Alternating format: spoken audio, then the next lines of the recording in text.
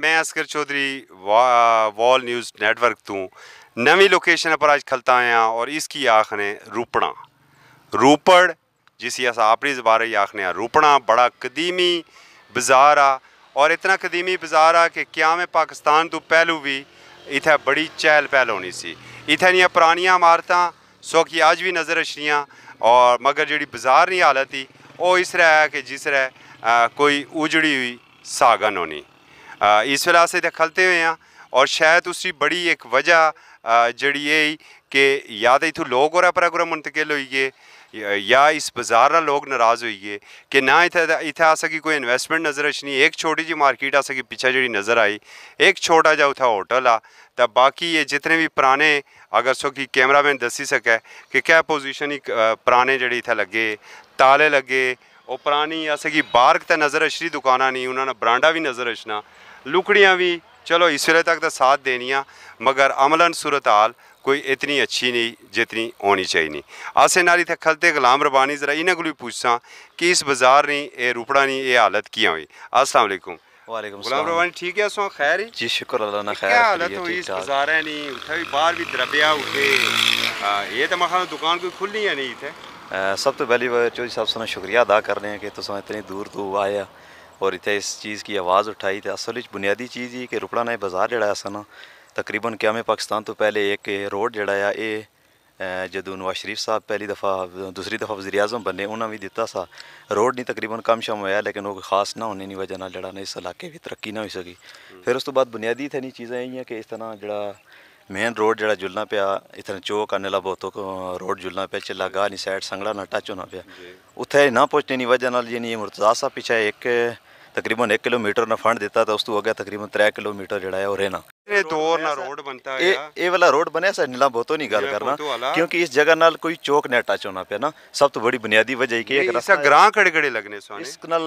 ग्रां बू बड़े ग्रां लगने उसकी वजह ग्रां रुपड़ा भी लगना पिया उस तो बाद केरी है भाटा भी लगना पिया उस तो बाद ये पिछला एरिया भी लगना पर किकोट आ रम्याल ही पार असना बड़ा ग्रां या रियालियां ग्रां या काफ़ी सारी आबादी इस नाल टच होनी पी तो वो आबादी कुतों आनी चीज़ा खरीद वो आबादी ज़्यादातर या लोरेदर चली जुलनी या आगे पीछे ट्रांसफर होगी उनको लिंक रोड ज़्यादा निकले और दूसरा यह कि खास उस तरह बड़े स्टोर ना होने की वजह नाल या एक चहल पहल ना होने की वजह नाल और बुनियादी थे जो कम ने उसकी सब तो बड़ी वजह बुनियादी कमा ना मतलब तो बाजारा नाल थे ना कमा ना मतलब तो आम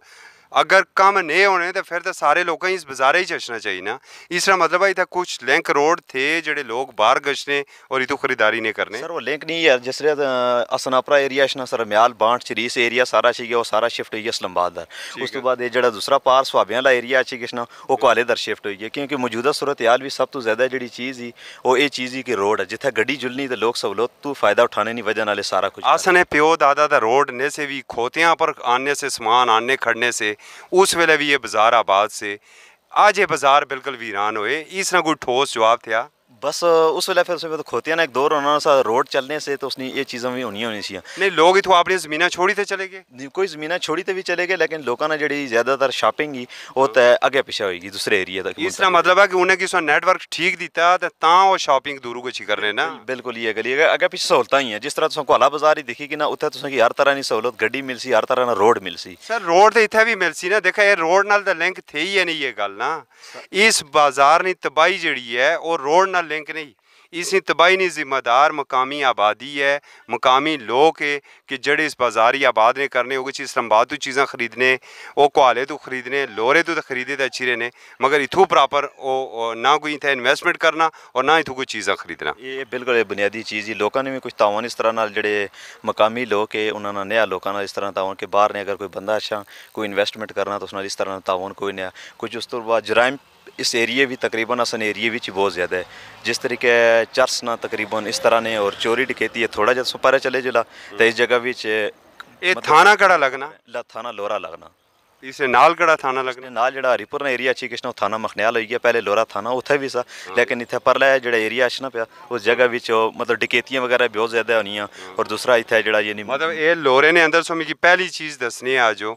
कि लोरे ने अंदर जराइम भी थे सर लोरे ने अंदर थे लेकिन लोरे ने अंदर पुलिस भी थे कंट्रोल करने वास्ते इस जगह की कंट्रोल करने वास्ते पुलिस नहीं थे एक बिल्कुल कोना आ जी कि ना थाने मखनियाल नहीं नजर आई तो ना थाने लोरे नहीं नजर आई तो ना डिस्ट्रिक्ट अब्टाबाद नहीं नजर आई तो डिस्ट्रिक्ट हरीपुर नहीं नजर आई इसकी वजह नाल भी लोग इन्वेस्टमेंट इत्थे नहीं कर नाज़रीन एक जी बड़ी ज़रूरी चीज़ मिगी थोड़ी देर पहले एक बजुर्गा दसी कि वह बाजार सा जिथे 7 डिपू होने से जिस वे डिपू ना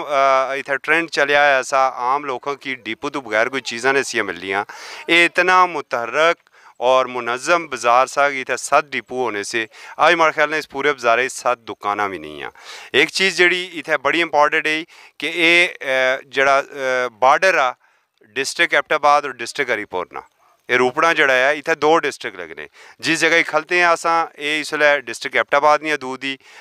200 मीटर 300 मीटर असा गए गेसा तो डिस्ट्रिक्ट हरीपुर नहीं हदूद शुरू हुई गई दूआ अगर इतने कारोबार सही किते जुलन ये बहुत बड़ा हब आ उस टूरिज़म ना जड़ा टूरिज़म नीलाई गशना नीला पोतो गशना और बहुत ज़्यादा टूरिस्ट उत्थे अछने जी उत्थे जियारत आस्ते गशने वो इस रूपड़ा ने रस्ते तू गशने अगर ये जड़ा थोड़ा जा लिंक रोड आ इसी टच किया जो नीलाई नालो तो इतने मजीद टूरिज़म भी अच्छी सकना लेकिन जी सब तो ज़्यादा जरूरी है मकामी आबादी जी है इतने उस अगर बड़ी ज़रूरी गुजारिश ही कि इस बाज़ार की अगर आबाद करना तो तुसा करना ना है कोई इस्लामाबाद अलग इसी आबाद करी सकना ना कोई लोरे तो अच्छी सी आबाद करी सकना और ना है इसकी कोई क्वाले तो अच्छी आबाद करी सकना। आपने इन्हें दुकानें खोला इन्हें आज अगर दुनिया चन्ने पर पहुँची गई तो आसा अगर अजय भी और दुकाना नहीं है हालत ही ताले इतने इसरा लगे एक कदीमी बाज़ार एक तारीखी बाज़ार नहीं ये हालत आसाने पर कम अज़ कम रूपड़ा ने जड़े रहने वाले उन्होंने पर एक सवालिया निशान ज़रूर लानी। इजाज़त दिया, अल्लाह हाफ़िज़।